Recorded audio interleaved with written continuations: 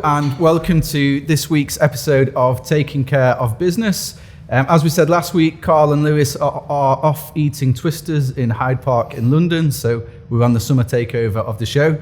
Joining me today is Lynnette, our very own data queen, and fresh to the podcast, Daniel Moloney, who's the branch director of our Palm office. I avoided it for 8 years, but yeah, had to agree to one of them. Here you are.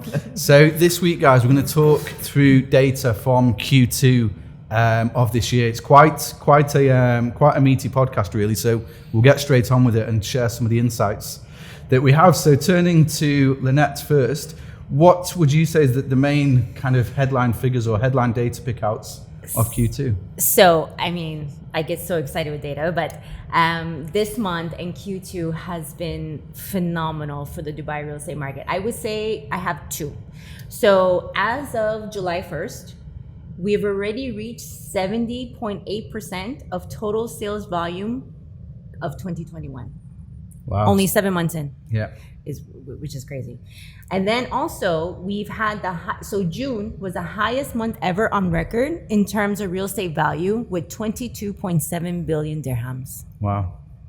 So yeah, those are my top two for, I would say, this month and this quarter. Incredible. So coming over to you, Dan, how does that correlate with, and obviously we're talking about Dubai on a large level, coming down to your office. How does that correlate with what you've seen? To be honest, it correlates pretty much exactly. Q2 of this year, it's our largest Q2 since we've opened our office 4 years ago. We beat the Q1 revenue, by 16.35%. So huge demand when it comes to real estate at the moment. Obviously, we've had a couple of interest rate hikes, a few. Interest rates from January have gone up by 1.75%. That's been dictated by the Fed in the US. We thought that would have a bit of an impact in terms of demand, but based on the figures we're seeing at the moment, it's still very, very hot, the market, should we say. So it's not had an effect on demand as such, but kind of getting straight down to something I probably envisage bringing up later in the podcast. Has it impacted? We can see in all our top transacted areas, this is Allsop and Allsop data now from Q2. Every single area has seen an increase in the number of transactions. Not every single area has seen an increase in the average sale price. Yeah. Again, Allsop and Allsop data. Some of the areas have seen actually a slight decrease in average sales price. Now, I know, Lynnette, you made a very good point on this. That is down to, what's the terminology you used? Basket of goods. Basket of goods. Yeah. So again, with our data, it's not like we're saying, it's not a like for like, apple to apple comparison, but maybe it does show the start of a trend. So I don't know, Lynnette, if you can share a couple of areas where we have seen a small like price correction or slowdown, or however we want to word it. So if we look at just Allsop and Allsop data, right? So it's actually very interesting. If you compare quarter on quarter, so Q2 versus Q1, for example, sales prices, we had a 15% increase in the springs, and we had a 29% increase in the green community. If we look at the areas that we had a decrease in sale prices, we had a 19% decrease in Dubai Sport City, and we had a 23% decrease in Dubai Hills Estate. So it's like you were saying, Paul, it's right now we're just kind of like processing the data and we're looking at what is happening in real time. We won't know until the next, let's say, 2-3 months, really what's going to happen in the Dubai real estate market. And we also need to look at that basket of goods, right? So you being the branch manager of Palm, you have a very good picture of like what is selling properly in the basket of goods. If you break down the data further, and this is something that I wanted to mention, so despite the fact of what's happening globally and locally from a macroeconomic level, okay, interest rates, inflation, despite all that, if we look month on month growth, we had a 32.88% increase in real estate volume and a 24.21% increase in value. This is month on month for May. And then let's look at quarter on quarter, very steady. So we had a 9.54% increase quarter on quarter for volume and 6.81% increase in value. So the Dubai real estate market is continuing to steadily grow month on month for like the last actually during COVID. Yeah. And I honestly, in my opinion, I do not see it stopping or changing or shifting anytime soon. No, I agree. Yeah. No, yeah, I certainly agree on that. We can, like I say, every single area is seeing more transactions, and the applicant registration levels are still as strong as ever. We've all been quite vocal in the past talking about how Dubai. It's interesting now. Dubai, it can no longer just be Dubai property market. It is area by area. And one thing I want to say about the Dubai Hills estate, it's not that we're saying a 3-bed in Dubai Hills estate has dropped 23% in value, but what we're maybe saying is buyer purchasing trends have changed a little bit. So maybe there's less 3-beds selling, more 2-beds selling. That's hypothetical. Again, I'm not saying that's happening, but maybe there is with the hike in the interest rates. And again, this is maybe, it's the first look at the data. Like you said, Lynnette, it's going to take months and months to really play out. But is this a trend that we're seeing of, with the interest rates, with the global economic situation, people downsizing their expectation and what they're looking for a little bit? Again, Dan, throwing it over to you, and again, it's on a specific level of your office, but that does cover like the marina, the Palm, obviously, JBR, the greens and the views. Is that something you think your guys are seeing, or is buyer demand changing a little bit, or search requirements? It's been a bit, even for like the last year, we've seen lots more people coming into the market purely for investment as well. We've had a lot of cash buyers in the market, which like noticeably a lot more. However, at the same time, we're working with a lot of people who are first-time buyers here. So you mentioned the interest rates there, Paul. And Lynnette's right, it's going to take months, if not years, for it to actually play out, but we're still not at like high interest rates. The interest rates now are just at the levels they were pre-COVID. Yeah. You know, we're talking like 4.2%, 4.5% for a 5-year fixed.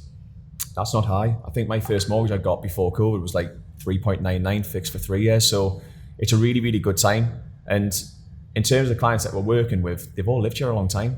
You know, Dubai is not as transient, in my opinion, it might be wrong, but is what it was a few years ago. And if you look at the length of time people are staying here, they're staying here longer. So yeah, in terms of like clients we're working with, people buying for investment in like the main areas, like you said, JBR, a lot of people wanting holiday homes there, putting them out on short-term rentals. But even people who've lived here a long time, like in the marina, they want to stay there. They're buying places and they spend a lot of money on refurbs, especially on the Palm as well with the apartments. A lot of people are buying apartments on the Palm, spending money on them because they want to live there. So I just think the market's maturing, that's my opinion. But I don't know, it's hard to say. But certainly the demand's there, as Lynnette said, like a record June since records began and what have you. Second highest quarter since records began. It shows that there's a lot of confidence in the market. Yeah, I think Dubai's, again, without repeating out ground from the last few podcasts, Dubai's in almost a unique position in the world at the moment in terms of where people want to come. There's so much value, so much like wealth, so many high net worth individuals coming in. I think from the way it's handled COVID to rules and regulation changes, it's just such an attractive place to come over to at the moment. And yeah, I'm mentioning like, I guess I'm trying to get in there first and mentioning like, are we seeing a bit of a trend in a maturing market? It won't just keep going up and up, so there'll be a correction at some time. But I think overall, yeah, the message is we just had the busiest month ever. We've had the busiest quarter ever. Dubai real estate at the moment is performing so highly, so much in demand. Switching over to the rental data, because that's obviously always a very interesting one for us to look at and for people to hear about. What's the main messages there, Lynnette, at the moment? So again, Russian, number 2. Yeah. So previous months, so last month, Russian was number 2.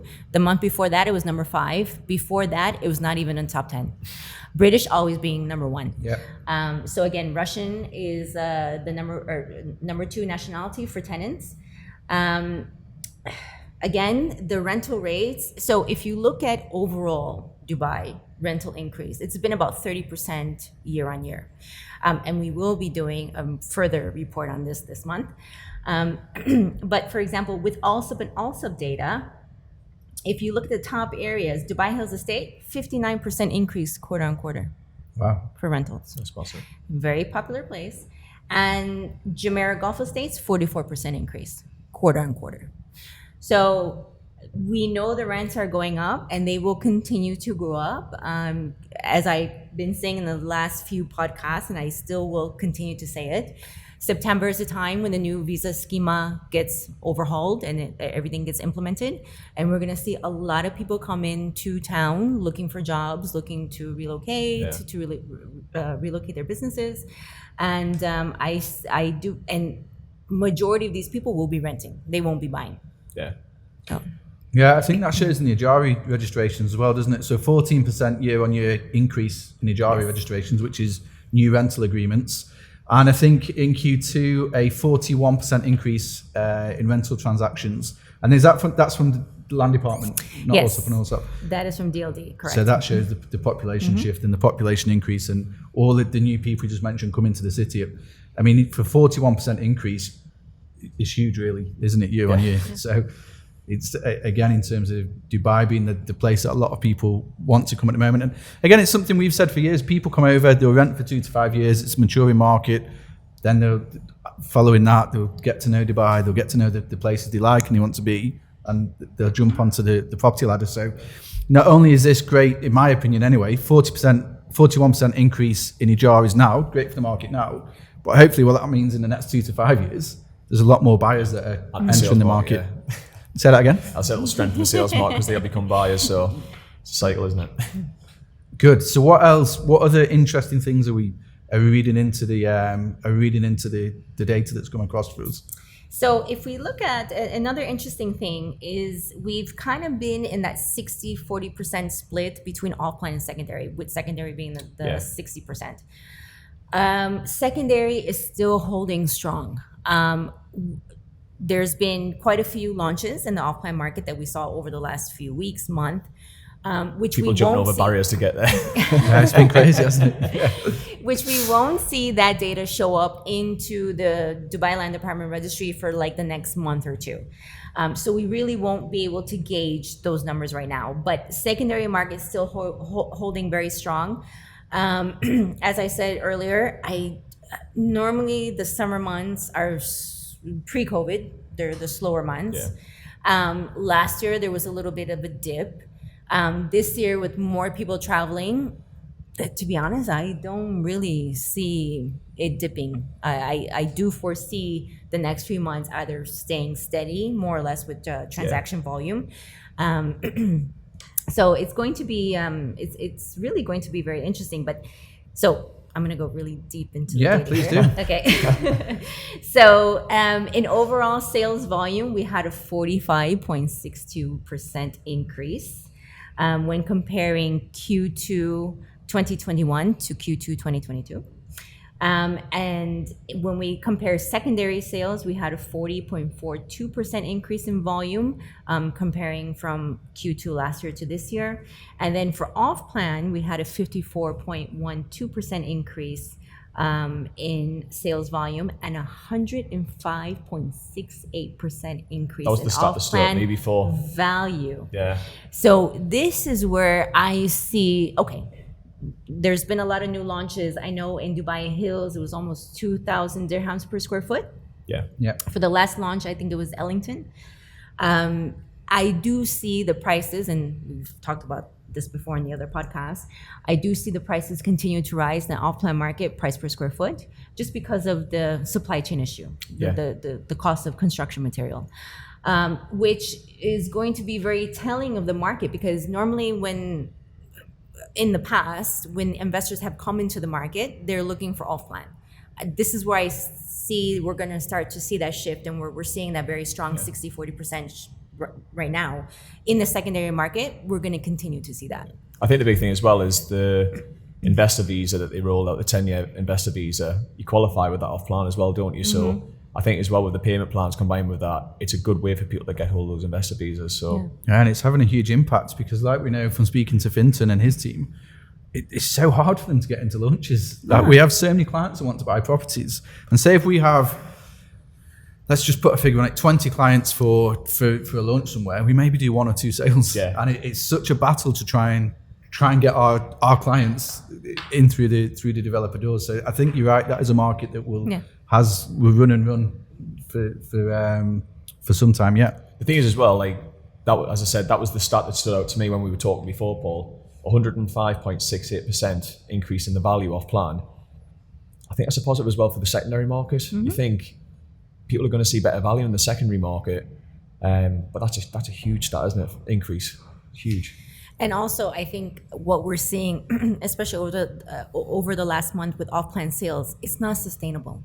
Like we're looking back at like 2012, 2013, with the same kind of trend. It's not sustainable. Yeah. Yes, developers are adding more incentives. They have their payment plans, which is great. But even then, not as attractive as what they used to be, are they? Exactly. Really? They don't need to be anymore. Exactly. Yeah. It's true. But I do see more of a shift to the secondary market than to the off-plan market. Yeah. So I just want to, before I think already we're rapidly running out of time, which you kind of get started with data, don't you? You want to talk and talk and talk. My brain's scrambled with all the numbers. Yeah. But before we go on, so we touched lightly on projections for the summer. From my point of view, we obviously track, and again, we're talking about AllSop and AllSop, not the whole data, buyer registration levels, tenant registration levels, and viewing levels, which all remain high for us at the moment. We've got a huge tide of momentum from Q2. Yeah. We're talking about record this, record that, that's carrying over into the summer months. I tend to agree with Lynnette. I don't know, maybe we'll see some kind of indentation over the summer as people go on the holidays and everything else, but it doesn't feel like there's a sharp drop off in interest at the moment. Like I say, if, before we get to transactions, the first thing we'd see is registration and viewing levels start to drop, and that would be an indication that, okay, in the next few weeks, transaction levels are going to drop. So that's my view. Again, coming down to a branch level, are you guys seeing any different? Are you? No, but look, I was about to say there, you could take it with a pinch of salt because it is purely opinion, but when we were agents still, like, you would hear people talking in the marketplace about how it was getting quieter, it was slowing down, but we always still had good months. Yeah. And there's less people in the market, but you tend to find that they're more serious. So if you look at June, month on month, buyer inquiries did drop a little bit, 18%, but it was our second highest month for transaction volume in June. So it'd probably tell you that the buyers that are in the market are a little bit more serious. The big thing for us in Q2, what we've seen from a branch level, is volume of listings come at the market, so actually new instructions.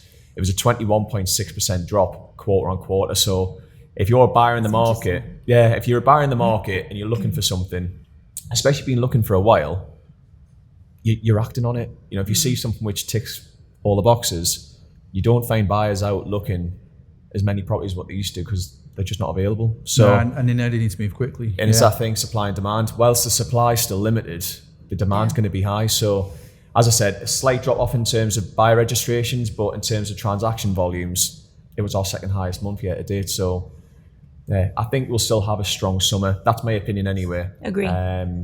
So looking forward to it.